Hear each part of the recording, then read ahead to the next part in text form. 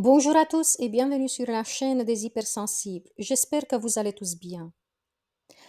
Les personnes narcissiques sont un petit peu plus élevées que les pervers narcissiques et elles peuvent nous tromper par le fait qu'ils ont l'air très sensibles. Et comme les empathes ont tendance à faire confiance très vite aux gens, n'est-ce pas? Ils peuvent se faire avoir par ces individus qui paraissent très agréables à prime abord, mais qui peuvent devenir très vite des agresseurs. Les narcissiques et les hypersensibles empathiques sont souvent considérés comme ayant des traits de personnalité opposés, mais il existe néanmoins certaines caractéristiques communes entre eux et c'est ce qui crée la confusion. Restez avec moi pour comprendre quelles sont les similitudes entre eux. Il s'agit de 1. Sensibilité à l'évaluation. Les deux types de personnes peuvent être très sensibles à la façon dont les autres les perçoivent. Les narcissiques recherchent l'admiration et la validation extérieure, tandis que les hypersensibles peuvent être plus concernés par les critiques et les jugements négatifs. Dans l'apparence, les deux sont dépendants du regard des autres. Dans l'énergétique, l'énergie du narcissique est agressive, tandis que l'énergie de l'hypersensible empathique est plus pure. 2. Une autre similitude est l'intensité émotionnelle. Bien que cela se manifeste différemment, les deux peuvent éprouver des émotions intenses. Les narcissiques peuvent ressentir une colère ou une frustration extrême lorsqu'ils ne reçoivent pas l'attention et l'approbation ou l'admiration qu'ils souhaitent. Faites très attention à cela, c'est un signe pour les repérer.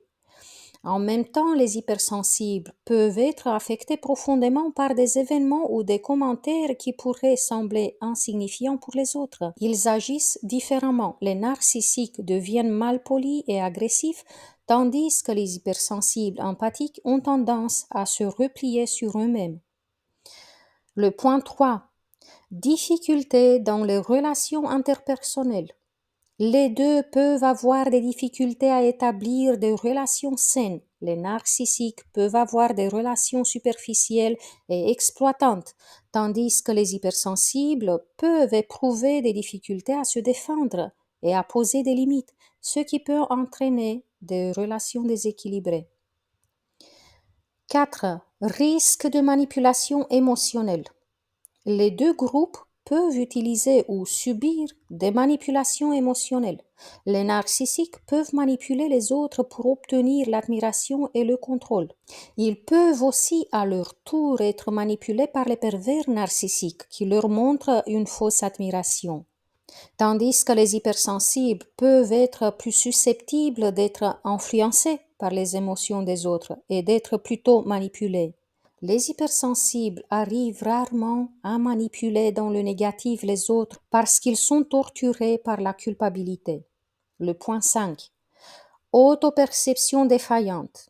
Bien que les narcissiques aient une image de soi grandiose et que les hypersensibles aient parfois une faible estime d'eux-mêmes, les deux peuvent avoir une vision biaisée de leur propre valeur, que ce soit en se surestimant ou en se sous-estimant.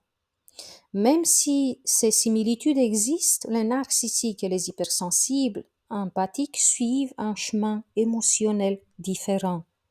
Mais voyons aussi les choses d'un point de vue différent, celui du domaine énergétique. Les hypersensibles empathiques et les narcissiques ont pu avoir dans leur entourage proche des personnes abusives avec un fort ego.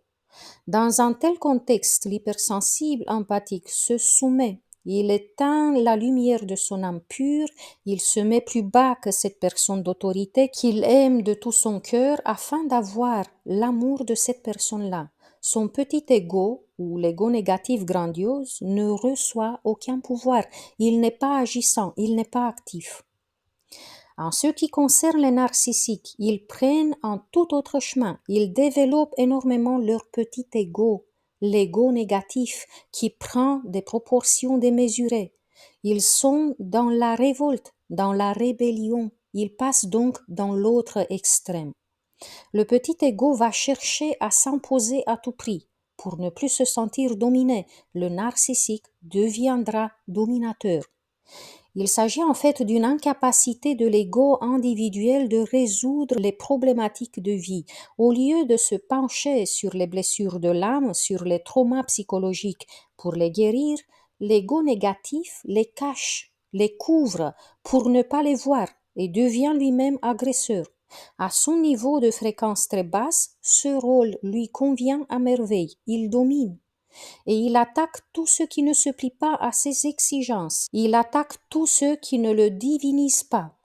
Vous allez avoir donc ce schéma caractéristique aux narcissiques. Ils font semblant d'être les enfants dociles du passé pour avoir des éloges et si vous ne les admirez pas, ils vont vous montrer dans un premier temps un manque de respect flagrant et ensuite ils vont vous attaquer de différentes manières.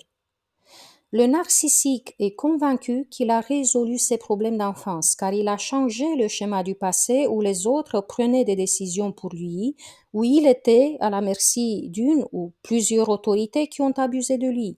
Et il ne se rend pas compte qu'il remplace en fait un schéma négatif par un autre tout aussi dommageable pour lui. Il n'est pas capable de créer quelque chose de bénéfique parce qu'il est en fait dans la vengeance. Il est dans la haine. C'est pour ça que ce nouveau schéma de dominant qui a annulé l'ancien schéma de dominé ne peut pas ramener le bonheur ni la paix, parce que les blessures, bien que soigneusement cachées, sont toujours là, toujours ouvertes. Vous allez avoir des narcissiques qui font semblant de travailler sur eux, qui parlent beaucoup même de cela, mais la réalité est tout autre, ils ne font rien pour progresser. Leur corps physique leur renvoie d'ailleurs souvent des signaux à travers des douleurs ou des maladies pour les faire comprendre qu'ils sont coupés de leur âme, qu'ils doivent changer quelque chose. Psychologiquement, ils peuvent être torturés aussi parce qu'ils se sentent toujours trahis, traités injustement, non reconnus, et sans se l'avouer, ils se sentent intérieurement nuls. Les personnes égoïstes, même si elles affichent une aire de supériorité, ne s'aiment pas du tout. Elles affichent un masque de supériorité qui couvre en fait ce sentiment de petitesse accablant. Je vais donner un exemple pour que ça soit plus clair. Xavier a été un enfant très sensible. Tous les membres de sa famille avaient un ego plus ou moins important et pour se faire accepter, il devrait se soumettre, jouer le rôle de l'enfant docile.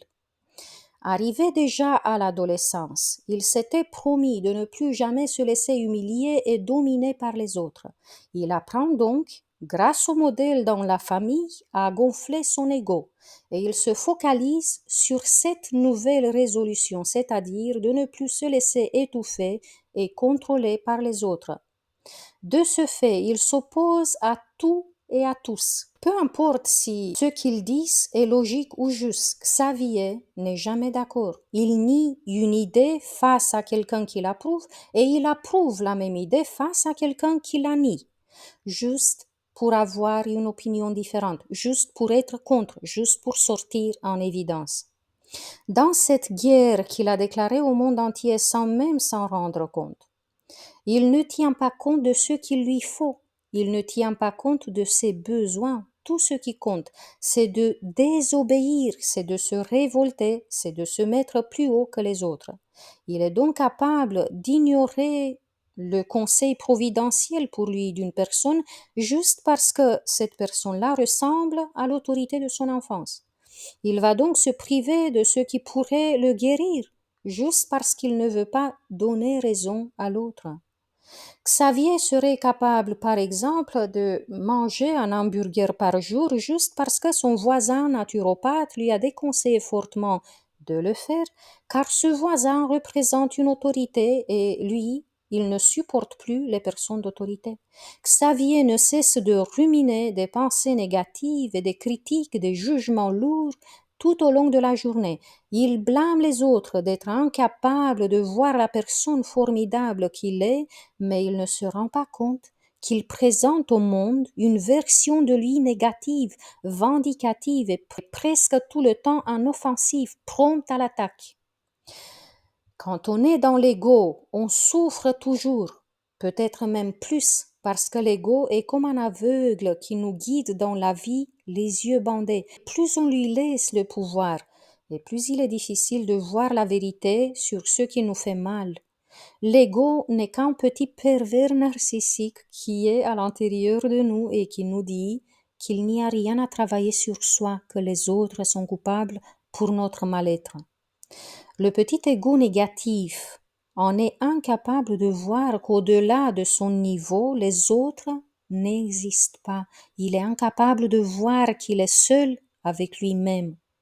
Mais il y a une autre raison pour laquelle je vous parle de tout ça.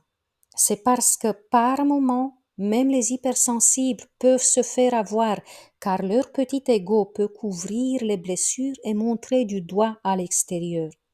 Ça nous arrive quand au lieu d'aller dans une quête profonde intérieure, dans une quête spirituelle, on choisit de rester à la surface dans une conscience très superficielle de soi.